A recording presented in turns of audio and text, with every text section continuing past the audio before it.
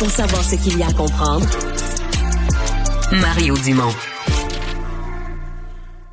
On a eu hier le rapport, il y a tellement de nouvelles, puis avec la SAAC, puis le match de hockey, il y a des nouvelles qui passent en dessous des autres, mais celle-là est intéressante, c'est le rapport annuel d'activité du protecteur national de l'élève. Puis c'est relativement nouveau comme institution, commence à être quand même plus connu, les gens y ont, dans le monde scolaire, les gens y ont plus recours. Et rapport donc avec un chapitre sur toutes les questions liées à l'intimidation dans les écoles. Il est avec nous, maître Jean-François Bernier, protecteur national de l'élève. Bonjour. Bonjour, M. Dumont. Merci de consulter votre radar. Oui. Et là, vous nous dites dans le rapport, et c'est quand même inquiétant, que votre impression, c'est que beaucoup de directions d'école, les gens locaux, les gens sur le terrain, sont dépassés, démunis par le phénomène de l'intimidation dans leur propre école? Je vous dirais que c'est un constat. Il faut être prudent pour ne pas le généraliser à toutes les écoles du Québec, mais ce qu'on constate dans cette première année, effectivement, quand on parle d'être démuni, c'est parfois pas être outillé pour faire face à ça, pas être assez soutenu peut-être par nos autorités du centre de service ou de la commission scolaire dans le cadre du public. Et là, donc, être face à des situations qu'on a de la misère à peut-être gérer de la manière la plus optimale possible. C'est ce qu'on a pu constater dans nos plaintes. Qu'est-ce qui est le plus difficile à gérer dans votre lecture? C'est parce qu'il y a de deux types. Tu as des cas, par exemple, d'intimidation ou abus sexuels venant du personnel de l'école, puis tu en as entre élèves. Lequel des deux vous semble plus problématique à gérer? Je ne distinguerai même pas les deux, parce que dans les deux situations, on a constaté la même chose. Okay. Puis chaque école a un plan de lutte contre l'intimidation et la violence. Ce qu'on constate, c'est que des fois, ce plan-là n'est pas connu du tout. Du personnel, des fois méconnu de la direction. Donc, quand on connaît pas ce qu'on a à faire, notre plan de match, ben c'est sûr qu'on prend des fois des mauvaises décisions ou des décisions qui auraient pu être un peu différentes au bénéfice de la victime, par exemple. Faut dire, je pense quand même que c'est pour vous, là, dans votre mandat, c'est devenu les cas violence, intimidation, violence sexuelle, c'est le numéro 1 des motifs de plainte.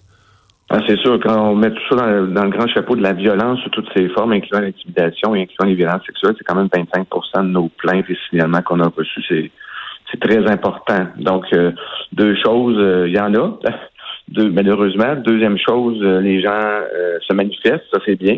Donc, puis faire appel à nous, qui sommes totalement indépendants, mais je pense que ça permet d'aller au fond des choses puis d'intervenir. Mais la plainte typique, c'est quoi? Là? Ce sont des parents ou des jeunes, surtout des parents au nom des jeunes, qui disent que l'école fait rien. Là. C'est parce que moi, j'en reçois, là. Je présume que si nous, on en reçoit dans les médias, le protecteur national de l'élève doit en recevoir aussi des gens qui décrivent des situations. Un jeune veut plus aller à l'école, un jeune souffre de ça, de l'intimidation quotidienne, et le parent a l'impression que l'école fait rien, l'école s'en lave les mains, l'école trouve ça trop compliqué, sait pas par quel bout prendre ça. Est-ce que c'est ça que vous recevez? C'est un très bon portrait. C'est le cas typique là, que vous présentez là. Effectivement, là, c'est beaucoup les parents qui eux-mêmes sont démunis face à la situation, puis face à la réaction de l'école ou l'absence de réaction de l'école à leurs yeux à eux. Évidemment, il y a des situations où on va venir à la conclusion que l'école a quand même bien agi. Mais ce qu'on a remarqué, c'est que les plans de lutte, comme je disais, qui est le guide là, qui permet aux écoles de gérer ces situations-là, soit sont incomplets ou méconnus. Vous faites quoi? Vous recevez là, une plainte, un dossier, on dit, bon, à telle école, dans telle région, il y a eu voici une situation qui dure depuis des semaines, puis l'école fait rien, puis mon jeune pleure le soir, veut plus aller à l'école. Vous êtes à vos bureaux, vous faites quoi à partir de là? Ben nous, le protecteur régional de la région concernée va parler aux plaignants, aux parents ou à l'élève, etc., va parler aux représentants de l'école, va parler à tous les témoins à qui il a parlé pour aller au fond des choses, puis à partir de ce moment-là, on fait des constats, fait des conclusions, puis le cas échéant, s'il juge qu'effectivement il y a un problème là, puis la plainte est fondée, il va faire des recommandations à l'école ou au centre de service, à la fois pour régler la situation pour l'élève en question, puis quand c'est possible, ben faire des recommandations en prévention pour l'avenir, pour améliorer les choses, pour toute situation similaire qui pourrait survenir dans le futur. Là. Est-ce que les écoles collaborent bien? Parce que je sais pas, tu sais, des fois, les gens n'aiment pas ça. Disent, bon, nous autres, on a vécu une situation, on pense, moi, comme directeur d'école, je pense que je m'en suis bien occupé. Puis là, le protecteur de l'élève débarque dans mes pattes. Là. Est-ce que vos interventions sont accueillies avec ouverture? Oui, puis ça a été une des belles surprises, une agréable surprise pour moi cette année. C'est pour ça que j'en parle dans le rapport annuel, qu'un de mes premiers constats pour cette première année, évidemment, c'est une première année, il faut être prudent, mais ce que je peux dire quand même, c'est que l'ouverture des écoles était là.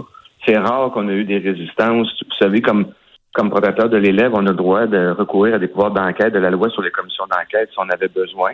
On n'a pas eu à y recourir, donc pas besoin d'envoyer d'assignation à témoigner ou d'assignation à produire des documents. Là, la collaboration était au rendez-vous malgré, à certains endroits, peut-être un peu de méfiance au début. C'est normal, on arrivait, c'était des nouveaux acteurs totalement indépendants des organismes, mais la collaboration est très bonne, puis ça, c'est au bénéfice des élèves et des parents, ultimement, parce que ça va plus vite pour traiter les plaintes.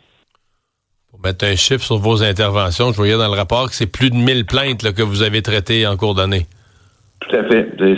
Ça nous amène à un ratio de 0,75 plaintes par millier d'élèves. On a quand même 1,3 million d'élèves là, au public puis au privé au Québec. Mais oui, 1006 plaintes. Puis beaucoup, comme vous le disiez, là, autour de la violence, mais quand même 75% aussi à l'égard des services scolaires. Faut pas l'oublier. Donc, c'est sûr que l'attention est portée là-dessus. C'est un peu normal, mais il y a quand même 75% de d'autres situations que du transport scolaire, à la sécurité dans la cour d'école, au prix de scolarisation des élèves qui sont à la maison depuis un certain temps.